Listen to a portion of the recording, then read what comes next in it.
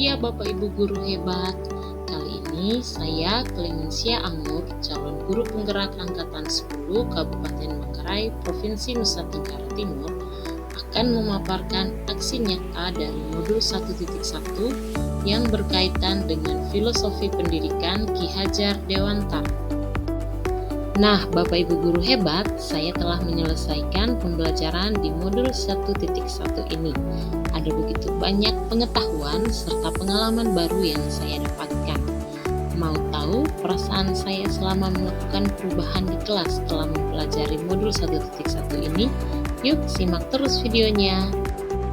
Selama saya mengikuti pendidikan guru penggerak pada modul 1.1 ini, saya merasa pembelajaran yang saya lakukan sebelumnya lebih terpusat pada guru.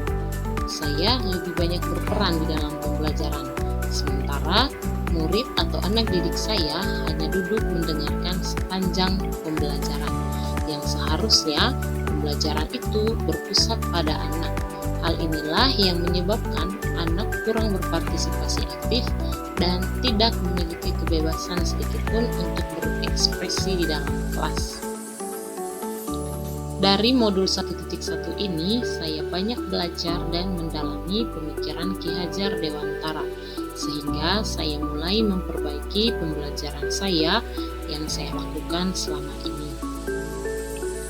Filosofi pendidikan menurut Ki Hajar Dewantara ini menyadarkan saya untuk memberikan pendidikan yang menuntun, bukan menuntut, menjadikan anak sebagai subjek dan bukan objek.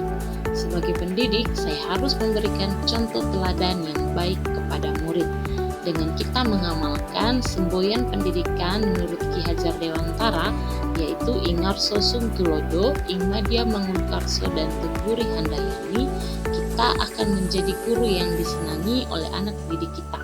Yakin saja ketika kita sungguh-sungguh menjalankan tugas kita sebagai guru yang menuntun, maka akan ada begitu banyak umpan balik yang positif yang kita dapatkan selama pembelajaran di kelas berlangsung. Nah, ide dan gagasan apa saja yang timbul selama proses perubahan ini?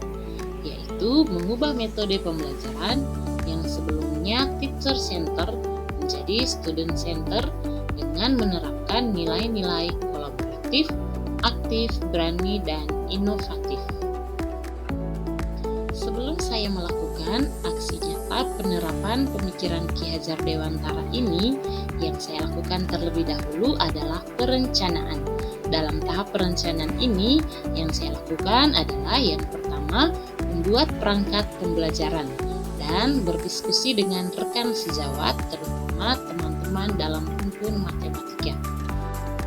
Selanjutnya, ketika masuk dalam tahap pelaksanaan, saya memulainya dengan membiasakan berdoa sebelum pelajaran dimulai. Hal ini dilakukan untuk memunculkan nilai religius. Lalu yang berikutnya, saya masuk dalam menjelaskan tujuan pembelajaran yang ingin dicapai dan juga memberikan motivasi kepada anak didik saya agar lebih terlibat aktif dalam pembelajaran. Dan yang berikut, saya sedikit menjelaskan konsep atau materi yang ingin dipelajari secara umum. Nah, selanjutnya, murid-murid dalam masing-masing kelompok berkolaborasi aktif untuk menyelesaikan alat peraga matematika yang akan mereka gunakan untuk lebih memahami materi permutasi dan kombinasi. Di dalam kelompok, mereka terlihat sangat antusias, mulai dari menyiapkan alat dan bahan, lalu merangkai alat peraga, sehingga bisa mereka gunakan untuk memahami materi secara lebih sederhana. Selanjutnya, setelah mereka merangkai dan membuat alat peraga di dalam masing-masing kelompok, dengan penuh percaya diri, mereka tampil di hadapan teman-teman yang lain untuk mempresentasikan alat peraga yang telah mereka rangkai atau yang telah mereka buat sambil memahami materi yang sedang dipelajari, yaitu tentang permutasi dan kombinasi. Jadi mereka memahami materi tersebut dengan sambil memperagakan alat peraga yang ada di hadapan mereka.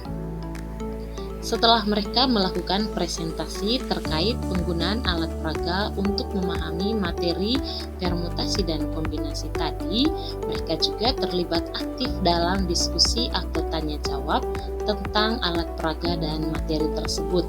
Lalu yang berikut yang dilakukan adalah saya meminta perwakilan dari salah satu siswa untuk membuat kesimpulan akhir dari topik yang sudah dipelajari, dan siswa tersebut dengan percaya diri membagikan apa yang bisa dia simpulkan di hadapan teman-teman yang lain. Dan di akhir kegiatan, kembali lagi saya membiasakan anak didik untuk menutup semua kegiatan pembelajaran dengan doa. Nah, dari kegiatan pembelajaran yang telah dilakukan tersebut, saya pun harus membuat refleksi untuk mengetahui tantangan dan solusi agar menjadi perbaikan dalam pembelajaran berikutnya. Adapun yang menjadi tantangan dalam kegiatan pembelajaran tersebut, yang pertama, masih ada murid yang tidak terlibat aktif dalam diskusi kelompok. Yang kedua, masih ada murid yang belum percaya diri untuk mempresentasikan di depan kelas. Nah, yang menjadi solusi dari tantangan tersebut, yang pertama yang saya lakukan adalah membuat pendekatan pribadi dengan murid-murid yang saya lihat masih kurang aktif dalam kegiatan diskusi kelompok.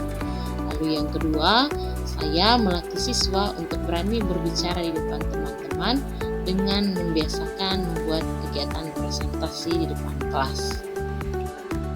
Salam dan bahagia, perkenalkan nama saya Claudia Yayan dari kelas 12 MIPA 1 SMA K1 Gregorius Reo. Pada hari ini, saya sangat merasa senang belajar matematika bersama Ibu Mensi karena saya dapat berkolaborasi dengan teman-teman dan dapat memahami materi matematika dengan baik melalui penggunaan alat peraga matematika, sehingga pembelajaran matematika lebih menyenangkan dan saya dan teman-teman dapat terlibat aktif dalam pembelajaran matematika. Sekian dan terima kasih. Terima kasih telah menyaksikan video ini. Tetap semangat, salam dan bahagia Bapak Ibu guru hebat.